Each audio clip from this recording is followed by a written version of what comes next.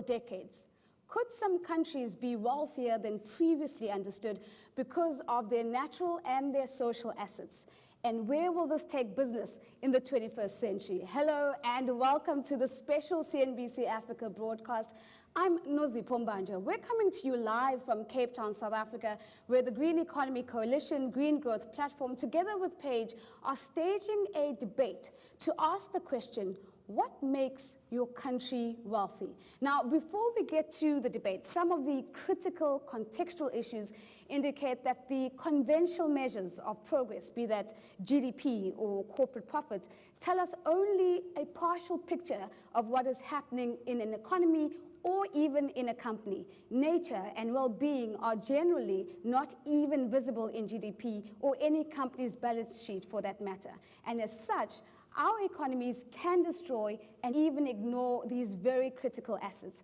And that is exactly what is happening. And so in this debate, our contending voices will bring unique insights to help us unpack, to help us explore some of the big questions on how best to value our natural and our social capital, how this may impact investment decisions, and whether there are any examples that show that integrating natural capital actually does slow down the loss of nature. So joining me this evening to bring their voices, to bring their insights, to bring their experience into the conversation, immediately next to me, I'm joined by Cameron Hepburn. He's the Executive Director of the Smith School at Oxford University. Cameron, welcome. It's lovely to have you this evening. My pleasure. We're also joined by the Honourable Dr. Mary Goretti Kututu. Minister, thank you for joining us. She is the Minister of Environment from Uganda. We appreciate you being here. And next to the Minister is the Secretary General of Amnesty International, that is Mr. Kumi Naidoo. Kumi, it's lovely to have you on stage. And last but not least, we're joined by Nozipho January Badal, that's Madame. She's a non-executive director on the boards of AngloGold Ashanti and Mercedes-Benz South Africa. Welcome to all of you, and thank you so much for being on the show with us. Cameron, let's just get straight to it. Is economics really the answer here? Because if we think about it, it's the capitalization of everything that a lot of naysayers are saying is directly responsible for the mess that we're in. How do you respond to that? Well, I think the challenge with not pricing and not valuing nature is that it doesn't get factored into decisions. So whether you like it or not, we live and operate in a capitalist economy where people are free to trade. And if you don't put a value on the things that you actually care about, then they're going to be ignored and they're going to be trashed, and that's exactly where we are. So the kind of argument, nature's priceless, we shouldn't price it, it's got good intentions, but that way lies hell. But just for a second, Cameron, if you think about how do we price for pollination? How do we price for the water that falls from the sky? Others argue that at best, we're going to be fighting blind or boxing blind, trying to fit abstract economic concepts and models onto something that is really difficult to measure. So this is difficult. There's no doubt about that. But if you take the power of markets, markets can frequently manage to price things that are difficult to price. So if you've got some farmers who need the pollination services for their orchards and you've got others keeping bees nearby, and you can design a market such that you will get a price of that sort of service. So if you take my home country, Australia, we have the world's biggest water market that allocates water between different competing uses across the whole of the Murray-Darling River Basin. So it's not easy, but it is possible. And I think we're failing if we don't try. It's not easy, but it is possible. Honourable Minister, let me come to you, because I think the question that always comes to government in the context of this conversation is, why does government find it so difficult to say no? Because surely, if you think about a large corporate that has an interest in an investment, whether it be in Uganda, or whether it be in Namibia, or any part of the continent or the world for that matter, one needs to first measure, right, are they coming in with some sort of investment that's going to translate into jobs, that's going to translate into growing the economy? Is government putting its foot down and saying, what about natural capital? What about social capital? And does it actually matter beyond your 4-year cycle of administration? Okay, thank you very much. I think truly speaking, governments, especially in Africa, most of our economies are dependent on natural resources. But when you go to critically look at the way we value them, it is like we apportion no value to these natural resources. We take them like it is a free good, God-given. I can give an example, say like in Uganda, the forestry. Our rainfall, you know, we are an economy where 27% of our GDP comes from agriculture. Right. Now, our agriculture is rain-fed, and the rainfall comes from the wetlands and the forests, 40% of it. Now, you will find that nobody has ever valued that contribution from wetlands and forests. So that's why you find that when we are even apportioning the budget, like my ministry, it is the natural resources. It is what drives the economy. How difficult is it to sell that idea, though? Here I am an investor. I have $5 trillion that I've promised is going to translate into jobs, but it does mean that I need hundreds of hectares of your natural asset that I'm going to destroy in the process. What is the conversation that's happening between the government and the investor, given the realization that the economy is dependent on the natural capital base? I think now what we have started doing, like in Uganda, we normally put on the weighing scale the costs and the benefits. And usually the benefits go with the jobs like you've mentioned. Yeah.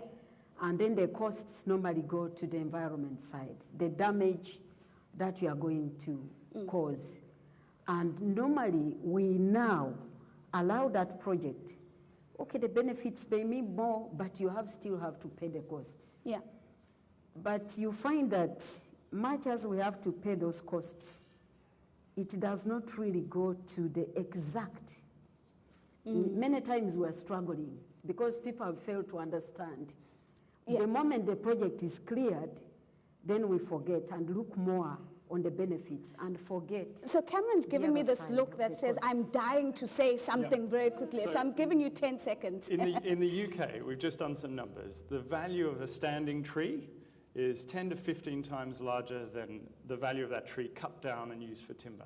And that's the sort of insight that enables you to make a decision. Do we raise this forest to the ground, or do we keep it? Because it's actually providing more value to the economy left standing. So I'll come to Madame Nozi, because I know that when you're making investment decisions, I'm not sure whether you're counting whether you should tear the tree down or whether you should leave it as is and go and invest somewhere else. So let me go to Kumi first before we get there.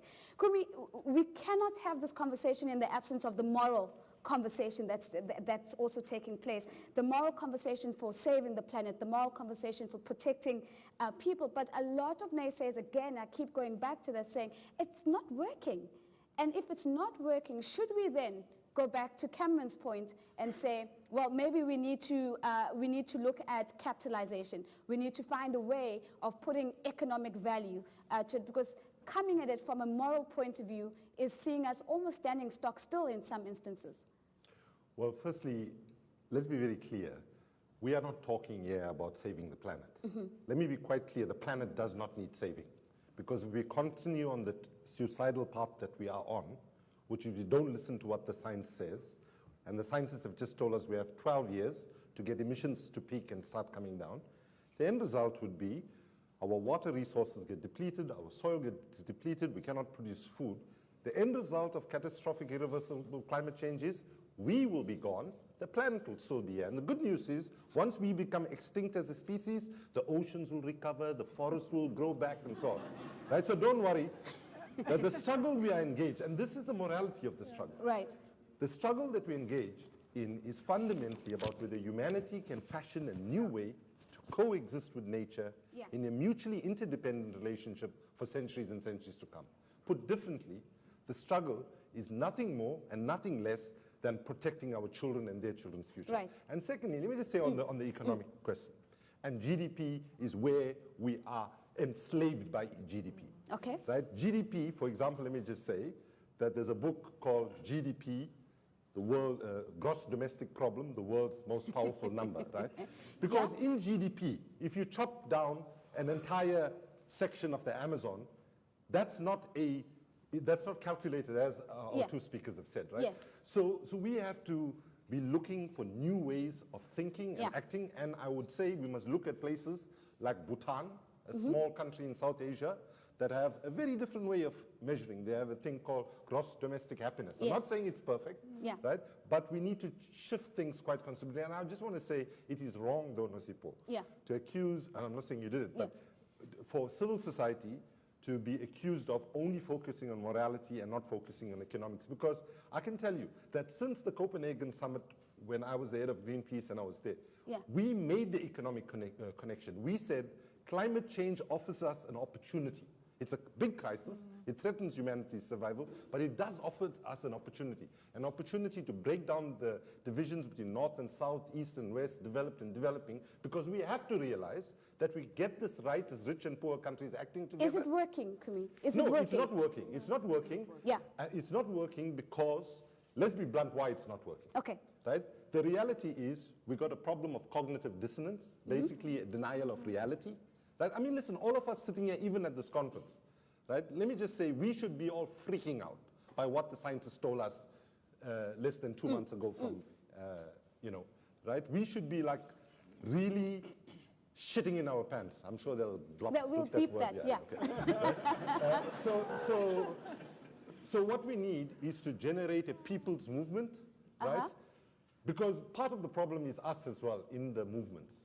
We talk about these issues in ways that excludes the majority of people, right? We talk in big jargons and so on, and we need to be much more I'm going to come back to the point of exclusion, because I think that's very important, what you've raised there. But Nosipo, as the voice of business in this particular conversation, I'm sure when you hear people's movements, there's a certain degree of nervousness that comes about, and we'll come back to that. But the question that I want to put to you is that the accusation that's always at the feet of business is that business is really the one that is benefiting the most from the natural capital, irrespective of where you are in the world, more than governments, more than people, but also destroying the natural capital base at the fastest rate. Kumi talks about a 12-year gap that we've been told about by the economists and the scientists. And if there's anyone who's contributing to that gap more than anyone else, that blame would lie at the feet of business. So what now? Yes, of course. I mean, I don't feel bad at all about talking about business being the main sort of violator of our natural assets. And it's true. I mean, I have experience in the mining industry. I can see what mining has done to communities, but I can also see how mining has contributed to the economies. If we are simply looking at it from an economy, and I'm not going to today, even if I'm speaking, because you've put me into that bracket of speaking for business, is that some business are only beginning to learn, as Kumi was saying, the discourse of even sustainable development. It is not a conscious ideological thing that they have in their heads. So most businesses do business to make money. They don't do business to save the environment. Right. And so, and when when the limitations are not set, and we ourselves are not working with them, those of us in business, because my position in the board situation is that I'm actually an oversight person. So I chair the social ethics and sustainability committees, but my experience is that sometimes it's just about ticking boxes. It's simply about compliance, because the government has said, you know, we're not allowed to violate this environment or that environment in our mining processes. But we haven't really internalized and socialized the issues into the entire institutions that we work in. And so there's a lot of work to be done in there. So what I'm almost hearing is that this is beyond corporate reporting, because you're saying that those that have been off the mark first in terms of reporting, to some extent are still stuck in the ticking boxes. So how do we make natural capital as significant and as important as financial capital and other forms of capital that sits at the very core of strategy in a business, and break out of the box of corporate social responsibility, which is another place where they tend to come and die? Yes, I think CSR is used as a mechanism for doing the least in a lot of businesses. So what we do, it's largely a top-down thing. It's been put in the budget, and the money is being given to communities to shut them up, basically. But at the same time, I've also seen CSI where the approach has been from the bottom up, where the request for CSI is based on demand rather than supply, where communities, I mean, in Mercedes-Benz, that's exactly what we're doing in East London, where the communities are coming and saying, this is what we need, and this is how this company can contribute to our basic needs. And I'm talking really about shelter, I'm talking about food, I'm talking about education, etc. And I think there are one or two or three or four even that are trying to shift that paradigm from a giving only to shut people up and a real contribution to changing people's livelihoods. And we'll perhaps get an opportunity to touch on what needs to be true from a business modeling perspective to see that change. If you're joining us from home and you'd like to be a part of this conversation, the hashtag that we're using is What is Wealth? Hashtag What is Wealth. Let us know some of your thoughts and your questions on Twitter, on any other social media platform, and we'll bring your voice into this conversation. We also have a live audience here with us in Cape Town, and they're going to be leaning into this conversation shortly. But before we do that, Cameron, I want to come back.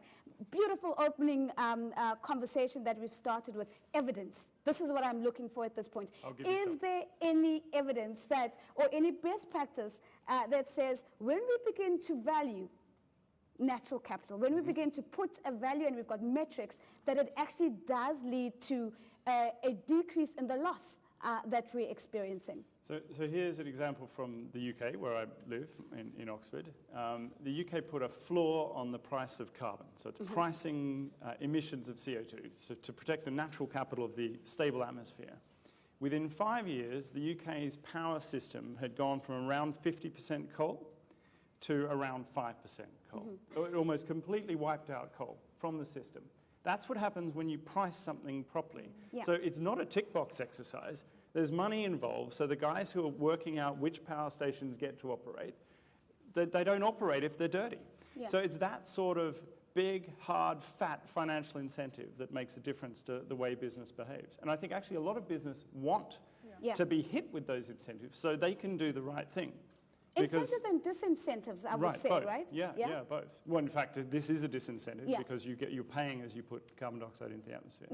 So, I mean, most chief executives I know want to be forces for good in the world, but they also have to make money for their shareholders. If the governments can change the playing field so that our natural capital is priced, then they can go about making money in a world that also protects the natural environment. It means that we're not kind of degrading our nature base so that we've got this systemic risk in the economy. Who should be leading in the, in the interplay between government and the private sector? And who has the capacity to take the lead? Because I think we oftentimes get bogged down in the conversation of government should, private sector should, and nobody actually says, actually, you've got to take the lead on this, and everything else will follow from there. It's two-way.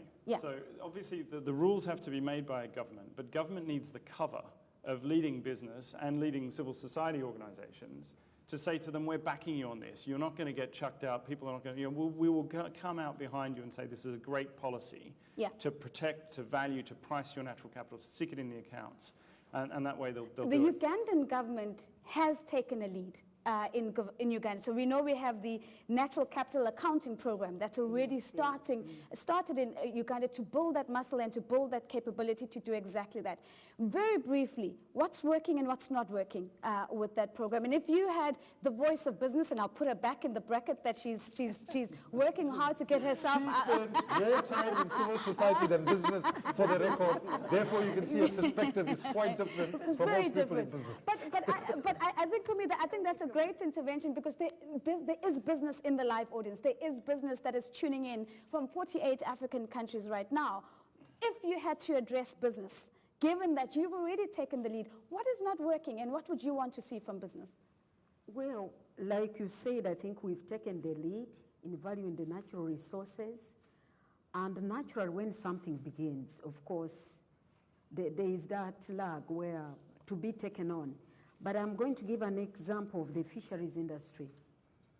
Now, the fisheries industry, depends on our natural resources, that is the fish. Yeah. And the fish have breeding areas. These are the wetlands.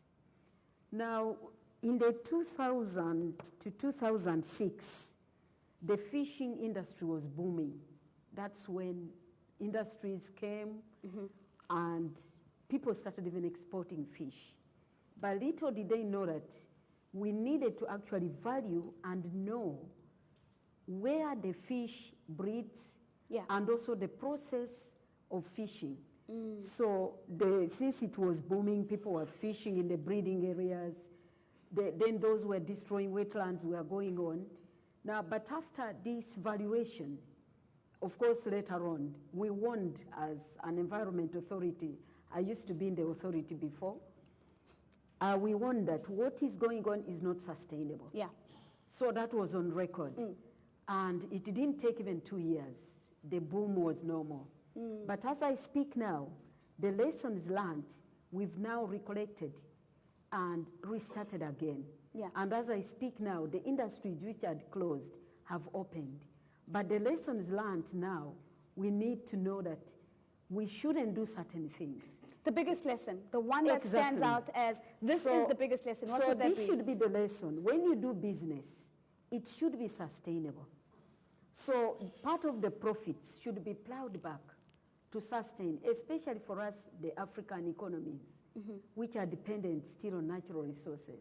We normally forget, I mean even at country level, when you look at the way, when we share money at the table, even the GDP, the ministries, like the Ministry of Environment, like I give an example of Uganda, I get 1% of the budget, but most of the GDP is dependent on the environment sector. Right, right. So this is why I'm making a very big point that we need to change things and make sure that we plow back if we have to continue living sustainably and business booming as it should. So Cameron, you've got a big job here because at some point you're going to tell us, you have to tell us, if not GDP, then what?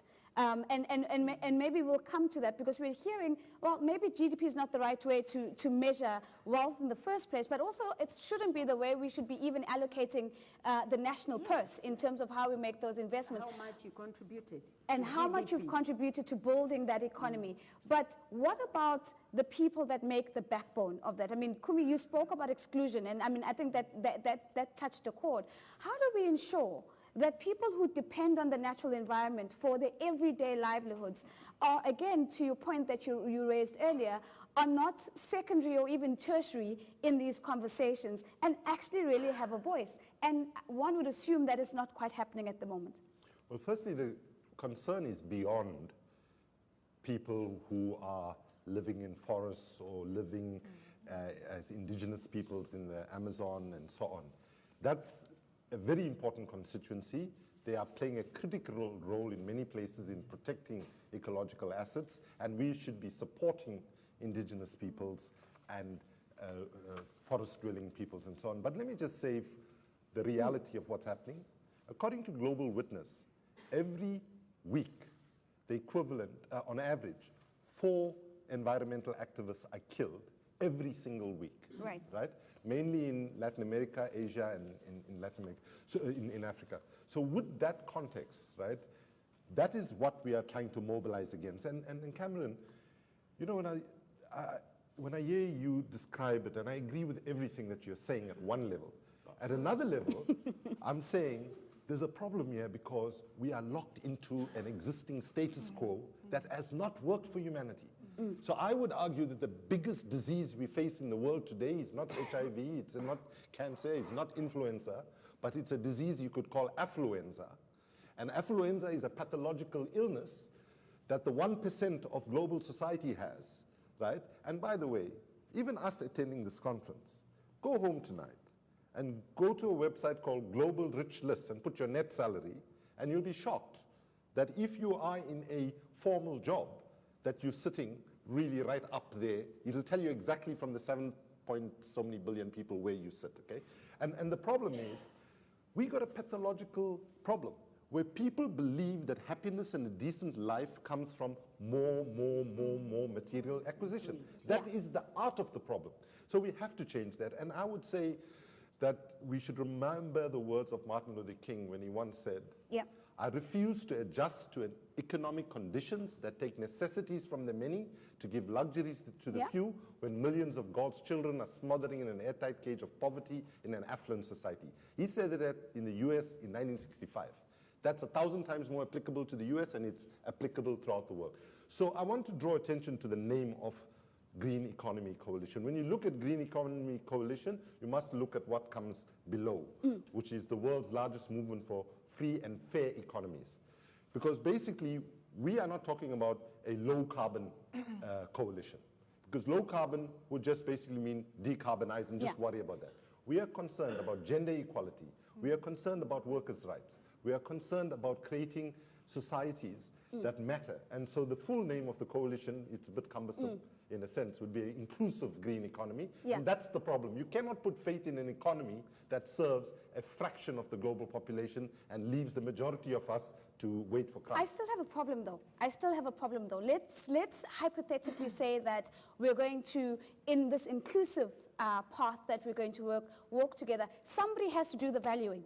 Somebody is going to have to lead the process. Who should that be? I mean, if you is it auditing firms? I mean, if you think about auditing firms, if you think about auditing firms right now, hardly something, hardly any vote of confidence from the audience. Who should be doing it? So firstly, we need to recognize the problem we face is so massive that it would be naive and arrogant of any sector of society, whether it be business, whether it be government, whether it be civil society, whether it be even the faith movement specifically, to think that they're going to solve the problem on their own. Right. What we need is a grand super coalition of decent human beings who reside in the different sectors, or are willing to think out of the box, or willing to take note of what Albert Einstein once said when he said the definition of insanity is doing the same thing over and over again and expecting to get different results. Yeah. And let's be blunt about it. That's what we are doing at the moment. Right? Our collective efforts to address the reality of climate change can be captured as rearranging the deck chairs on the Titanic while we are sinking. Yeah. So therefore, when we think about the economy, who should act and so on, we shouldn't say government or business. No. For one, nobody has the credibility individually. The credibility will only come by building a huge people's movement around this, and where all the sectors are in conversation. I'm anxious and of course, we have to deal with the problem of the madman in Washington, D.C., in the White House.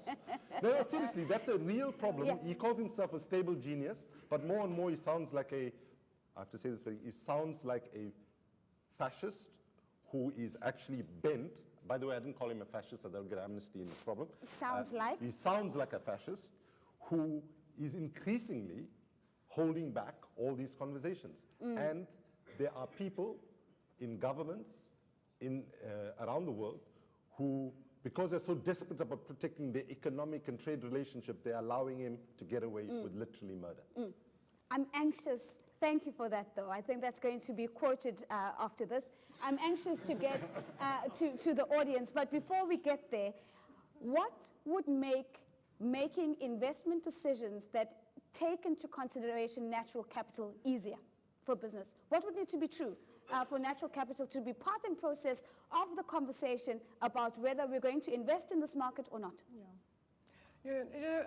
For me, Nozipo, nothing is monolithic, because Cape Town has just had this amazing experience with drought in the last few years. And I think the businesses in this city have felt it. Sometimes you have to experience something to really feel it, because I think it's not also, we can't put a price on water. We can't put a price on land. And that's why it's very, because then you're going back to the old way of dealing with our economics, where everything has a price. I think Cape Town experienced the pricelessness of water in the last 3 or 4 years. And what that has generated, I think, is a keenness to get the different sectors to actually come together to address it. And I'll cite one example, which is happening at the University of Stellenbosch in their water department. It's not a department, it's a school. And what they've done is they've decided, and it was started by an individual, a woman who was interested in the water issue in Cape Town. And she went to Stellenbosch and identified the Eerste River. The Eerste River is a bit like the Vaal. It's the most polluted river, running through, and all its tributaries are also highly polluted. And they saw how the violation of that river, they personified the river and turned it into a live person. And they asked the School of Art to sort of do an artistic representation of this river, where everybody was brought in And right now what they're doing, the communities who live on both sides of the banks of the river, the businesses that have benefited from that river throughout their life, the distills of the world, the agricultural, the wine farms that have benefited from the project, from the water of the Eerste River, all those people are coming together to clean it up. And the initiative was one human being who was interested and passionate about the issue. And I think that's the future for all of us. So that we must not wait for business to start something. If Kumi and his institution experience the violation of our natural assets, let them do something and get everybody else involved. And I'm not suggesting by any means that it's easy. It is hell of a hard, I can tell you that. Because we haven't got trust, we haven't got the same interests. Some of us just want to make money. Others of us are human rights activists. We want to hear the gender discussions in these conversations that we have. But at the end of the day, the experience of the scarcity of water that everybody has experienced has, I think, enhanced the value that they have of water right now. And I hope I'm correct for those people who live in Cape Town. And that's a real example of seeing those players come together. Absolutely. I can see your look. Let's take that look, and then I'll go to the audience. Great. So just, I think it's clear that without water, none of us can live. But it's also clear that we shouldn't be allowed to pollute it without penalty, and we shouldn't be allowed to take as much of it as we want without paying for it. So you can price an asset without saying the price is equal to the value to all of it. It's a way of resource allocation to make sure that we're not ruining the environment. I agree. So I can imagine that there might be some contentious issues around tariffs and pricing of the water, especially in low-income or poor communities where their entire livelihood is dependent on that. But let's see if the audience wants to pick up on some of those issues. So I'm going to take a couple of questions. I'm really excited at the fact that there are some students in the audience as well. And so I would love to hear from the future that is actually sitting in the room from one or two of the students. So if you could give me a couple of hands. So I'm going to start this way and I'm going to go this way. So I'm going to go, there's a hand there, there's a hand, sir. I see you, I see you. I see you right at the back. And I see a couple of my students there. So we won't take the whole college, so we'll take maybe one or two, and then we'll take the gentleman here in the front. All right, so can I get my roving mics, please? There's a question right here in the front. Thank you very much. Sharp and short, please introduce yourself and what's your question? Hello, my name's Mark Goff, and I'm from the Natural Capital Coalition, collaboration that brings people together on this topic. My question's for the Minister. I really commend all the work you're doing. You're one of the leaders on the global stage in this, and we need more people like you. But how do we get your colleagues in other departments to understand this in planning and infrastructure and other things? Because you're doing amazing work, but it still feels we've got a long way to go before we get to a tipping point. Thank you very much, Mark. Great question. The hands behind Mark. Gentleman in the red tie. Yes, please, sir. It would be great if you stood up, and then that way everybody gets to see you. There we go. Thank you. Okay, I'm Peter Southern. I'm a journalist. I'd like to ask Kumi and Nozipa, I don't know what it costs to calculate GDP, but David Cameron, poor chap, before he left with Brexit, said that it would cost about £2 billion to calculate a happiness index so that you have at least a base from which you work, so that in 5 years' time you could see whether a country is happier or not happier. Do you think it's worth spending that kind of money for us to get a base of how happy we are? Thank you very much. Thank you. And then the hand directly behind. Thank you, madam. And then I'm going to go right to the back of the room. Yes. Yeah. My question is to Mr. Cameron. The market economy that we live today have led to extreme inequalities in terms of social and income inequalities. What makes you positive and what makes you believe that putting a value to nature would not lead developed countries to consume and be able to pay and extract and exploit resources in developing and underdeveloped countries, because you already exist in a very unequal world income-wise? Thank you. Thank you very much. What's your name, madam? I'm Anshul from Development Alternatives. Anshul, thank you very much. There she is. She's walking towards the front. Can we just give her the microphone? Thank you so much. Hi, good evening, and thank you for a fantastic debate. I'm Karen Cricker from the International Labour Organization. I'm curious that we have models like social enterprise, which kind of sits on the fringes of our economies. Are we actually seeing those models as becoming what the economy of the future actually should be, that all business is, say, a social enterprise? Thank you. Thank you very much, Karen. So what we're going to do, I see you, sir. I promise you I see you. What we're going to do is let's take this first batch, and then I'm going to come back to this side of the room so that we don't lose track of the questions that have been asked. So maybe, Cameron, let's start off with you. What gives you the belief and the justification in your beliefs that if we do add a value, it's not going to basically increase inequality between developing and developed countries? Yeah, so I think we've already got a problem of extraction of resources from developing to developed countries. In a sense, those of us in the north are already freely extracting the clean air out of the Amazon every day when we breathe without paying anything for it. Once you start to price natural capital properly, the tricky conversation is that the rich world's going to have to start paying for those sorts of ecological services. Now that is a not straightforward international negotiation, but once you know what you're dealing with, once you've got some numbers and once you can see what the value is, you're less likely to be raping and pillaging developing economies because you're properly pricing the assets. Thank you very much. Minister, a vote of confidence from Mark, great job, but how do you get other departments to do the same? And one would assume, how do you get collaboration between the departments to move at a good pace as well? Now, thank you very much. The way we are doing it in Uganda, first of all, as a lead ministry, we collect information, and which we normally address at the most strategic level, that is cabinet level.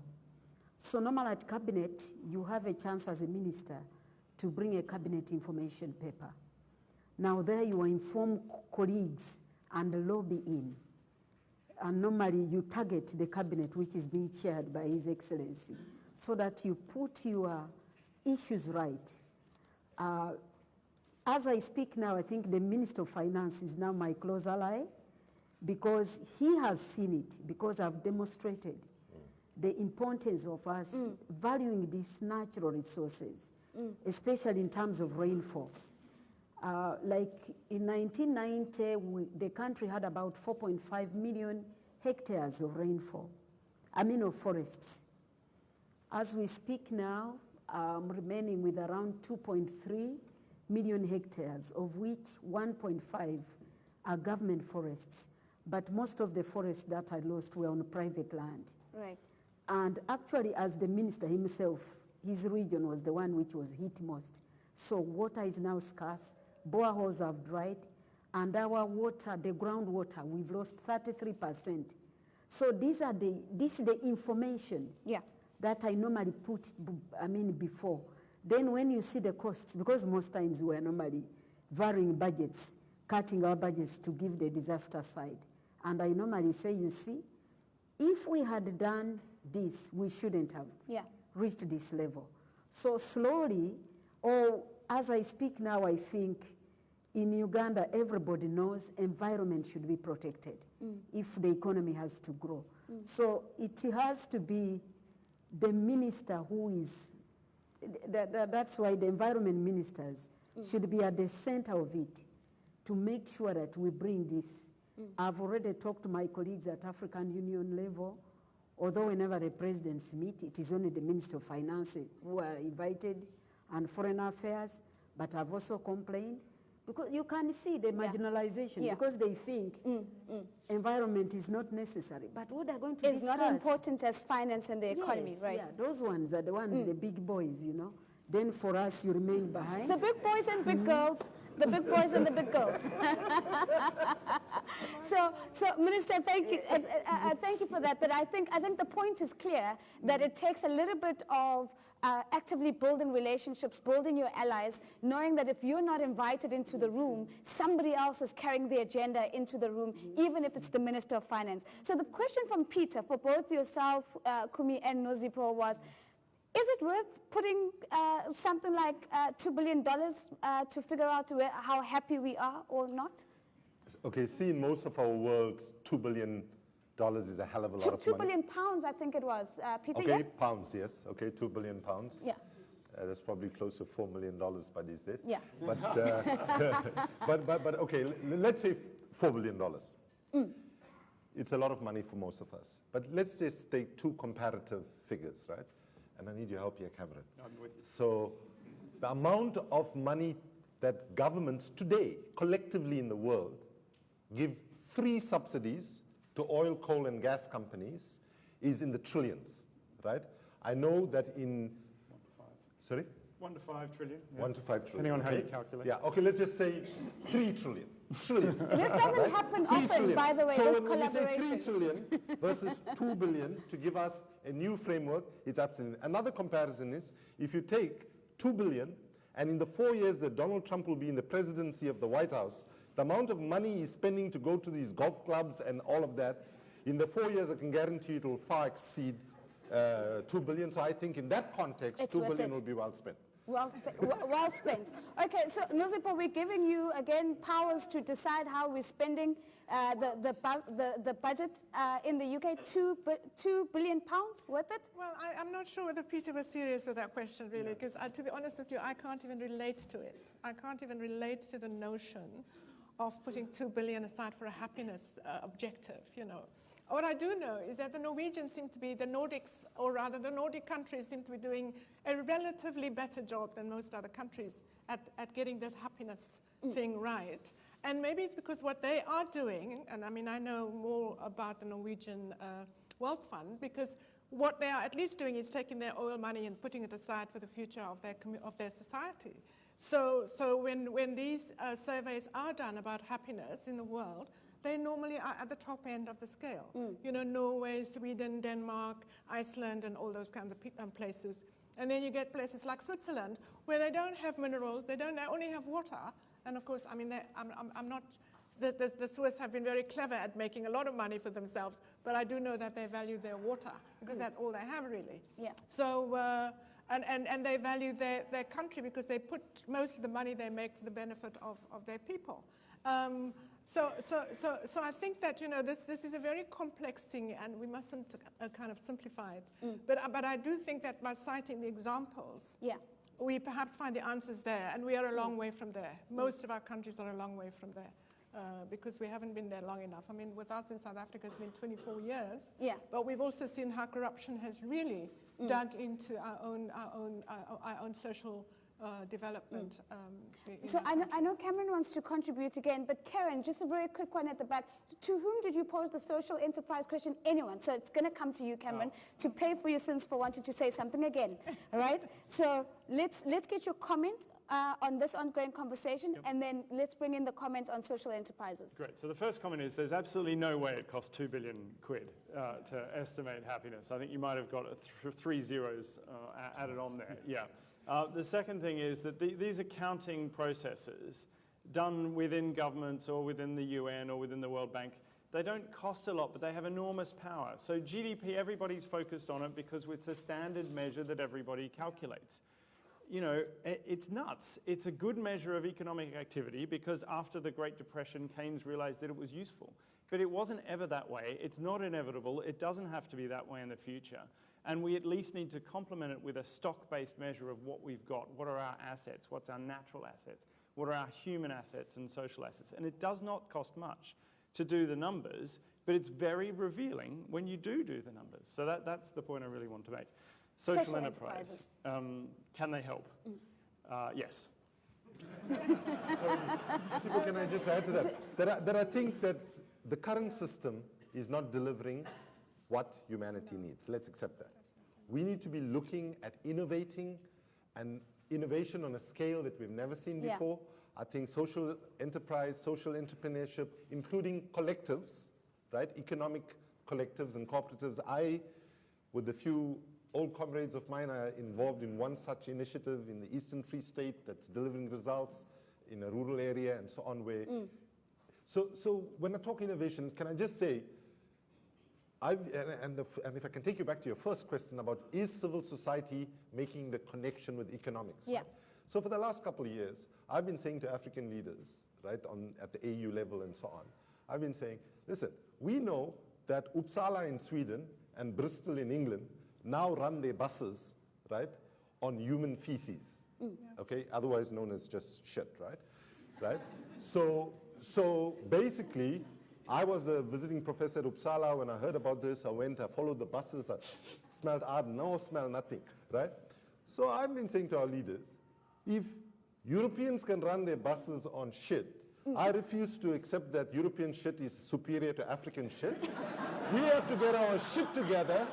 No, seriously, we have to get our shit together and turn the crisis of climate change into a serious economic opportunity that really delivers to the poorest of the poor, because the current economic system does not serve the environment, neither does it serve the poor. I'm trying so hard to finish this with a straight face. Okay, so we've got just under a quarter of an hour left. I'm going to take the question right here in the front, and then I see all my students have their hands at the, and I see you, sir, there as well. So I might not be able to take all the hands over there, but I'll certainly take maybe one or two. Please go ahead, and please introduce yourself.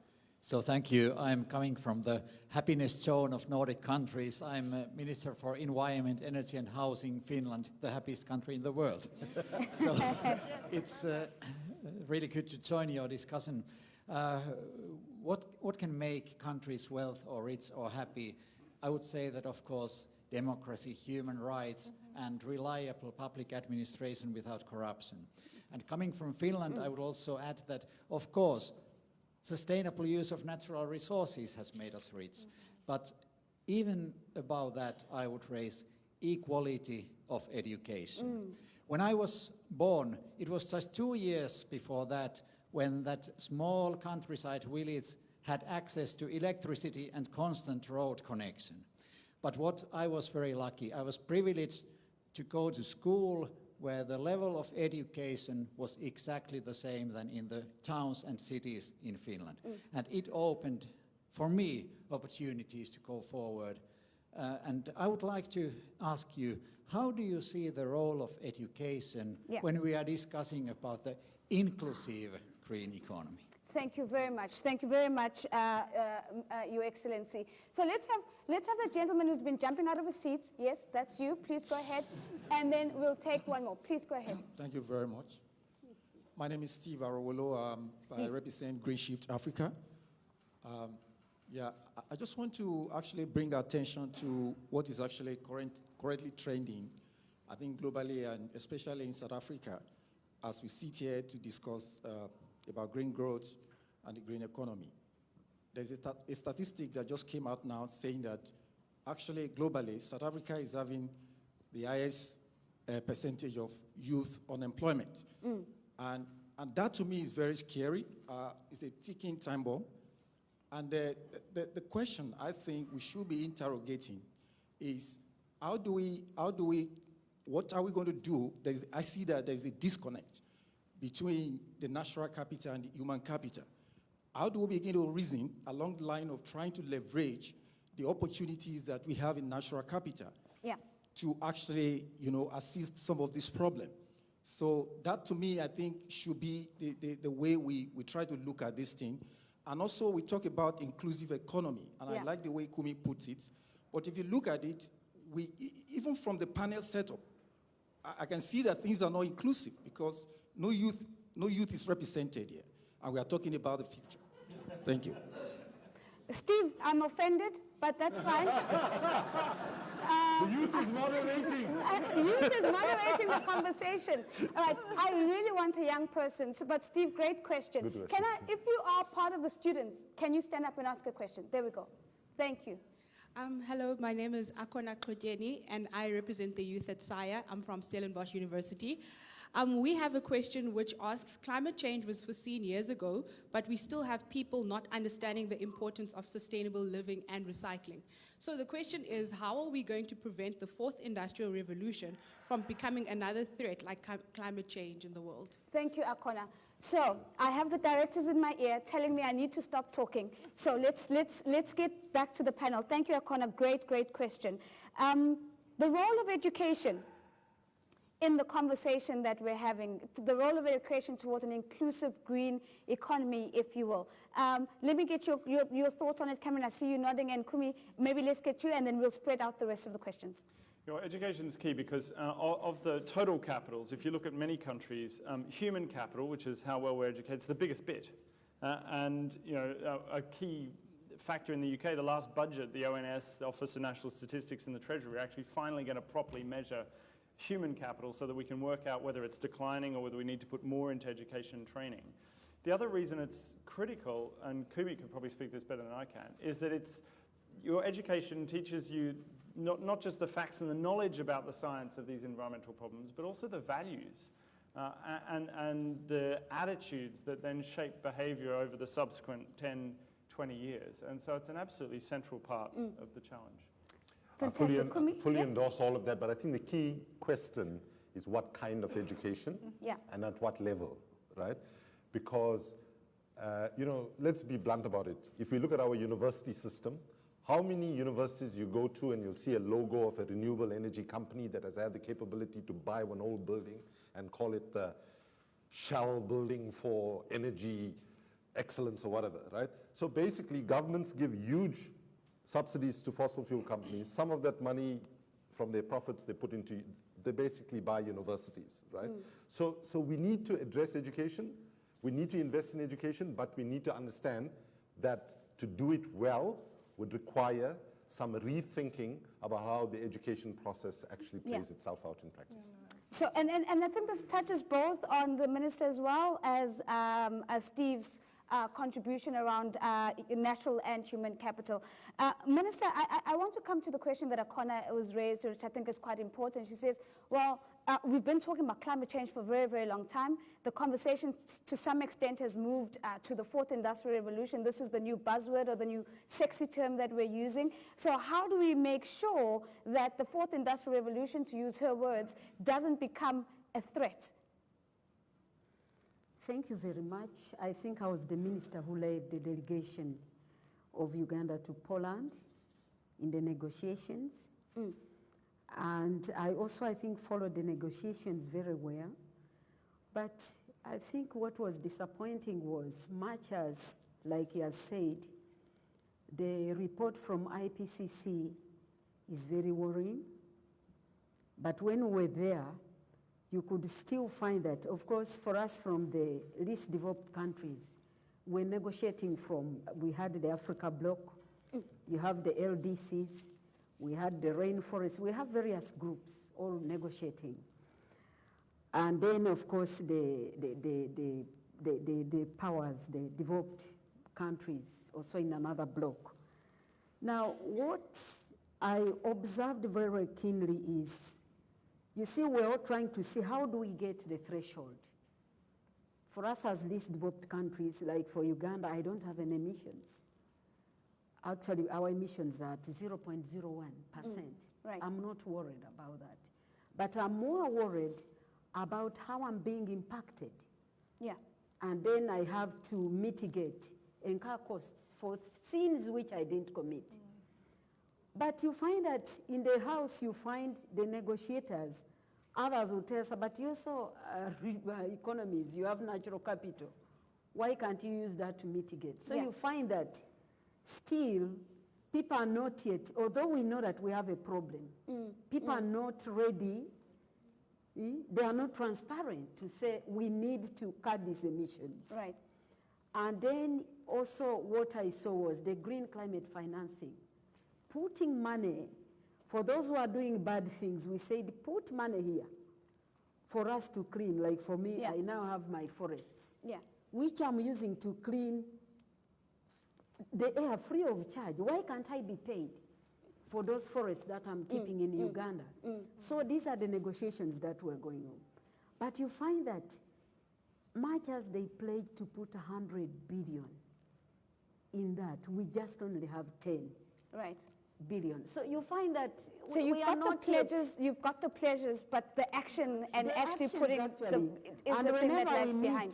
In Marrakesh, we said we now reduce on negotiations, we go on actions. Yeah. In Bonn, we said now actions should go to the grassroots. Now in Poland, we are now just recycling.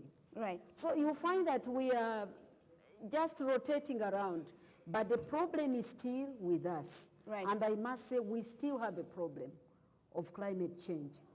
Because even after Poland, I don't think I can be convinced that we came out with really something so I the can conversation say actually hasn't moved on. In fact, the conversation has become compounded. And maybe as a final comment on this, Nozip, I think it would be great to get your views, because I think we cannot actually separate what's happening in the environment, the rate of technological change that is happening, the impact that's having on the need and the kind of demand and supply patterns of human capital that we have to see. If you were to bring your voice into this conversation that Akona has started about climate change, technological change, where do these two meet each other? Well, you know, what I'd like to do is perhaps share a couple of examples, Sure. because I think the stories sometimes tell the story of what's happening. I think certainly the companies that I'm involved in are experimenting on some of these things, and to the extent to which they're successful, I think, may be measured in the long term. So, for example, in Mercedes-Benz, we have this wonderful production place, you know, in East London, where they have tried to do what they call a paperless production process, right, to deal with the very thing about cutting trees that we started off at the beginning when Cameron made his comment about cutting the trees. So what they've done is, so there's this completely paperless production process that has also been influenced by more advanced technology, where everything is done through very complicated hardware, but also sort of data movement within the plant. Right. But that has led to people not having jobs, because the robots are taking over the production of all these C-Class Mercedes-Benz that are being shipped off every other day. Now, you can say that's a good step, because it's saving the trees on the one hand, but it has been at the cost of jobs. And how do we manage that certainly from an oversight perspective? In the mining industry, on the other hand, there is this whole thing about how do we share natural assets, natural God-given assets, like our gold, with those Zama guys, and as well as the artisanal miners, who have always mined for as long as they can remember. Yeah. And some of the solutions, some of the conversations that are being had is let some concessions be given to people so that they can continue to mine artisanally, but those things require lots of, etc. So there are a little bit of interventions that are happening that have to happen to try and, redirect the very problem that we started talking about. But I think it's going to take a long, long, long time, because mindsets are not moving fast. So at the core of this conversation, what keeps coming back as a central theme is that there is a mindset shift that is required. It's almost about building new neural pathways in the way we think and the way we approach problems. And so as a way of closing this conversation, we're going to put our panelists a little bit to the test. They've been very vocal. They've used some bad language in some of their comments. So I think they maybe deserve this final closing challenge. So as a closing challenge, you're going to give us a statement that is going to be the headlines for the newspapers tomorrow. And the statement is a response to the question, and you're going to start off by saying, what makes my country wealthy is, and you're going to complete that sentence. And hopefully that headline is optimistic, it's futuristic, and it gives us a sense of what is possible on the back of this conversation. Kumi is giving me this look that he's going to absolutely murder me after this. So I'm doing it for my media friends in the room who are in desperate need of the headlines tomorrow. So Cameron, we're going to start with you. You interrupted the most. So what makes my country wealthy is, so you'll start off and you'll complete the sentence. Well, I'm going to take my lead from Kumi and give the guys on the bleep machine a bit of extra work to do. But what makes my country wealthy is that we've got our natural and our educational shit together. Our natural and our educational bleep together, right? I'm not sure that's going to make headlines. Minister, what makes my country wealthy? And if you can start with that sentence. Yeah, what makes my country rich is the rich agricultural soils and the favorable climate. The rich agricultural soils and the favorable climate. Lovely, thank you. Kumi. What makes my country rich is a genuine respect for human rights, for gender equality, and a genuine respect for protecting our environment for current and future generations. What makes my country wealthy is a genuine respect, a genuineness for human rights, gender equality, and protecting The environment. Protecting the environment. Nozipho, you have the final say. This is now Sunday papers. So, Sunday papers are the paper headlines. So let's go for it. Now, what makes my country rich is really the people. I think the people are going to get South Africa back on its tracks. Because they have a lot of resilience. They know exactly what to do. They just need to go out and do it. I think we, the people of this country, are its best asset. And, I really have a strong belief that we will do it, like we've done it. We got rid of apartheid. Yeah. The people. And, and they're going to get rid of whatever else is holding us back from advancing our societies. Well, on that note, what makes my country wealthy is my people. That's a powerful way of ending this conversation. It's a very, very big thank you to all my guests who've made time to join me today. Very big thank you to Cameron, to the Honorable Minister, to Kumi, to Nozipho. From myself, Nozipho Mbanjwa, for CNBC Africa, it's good night.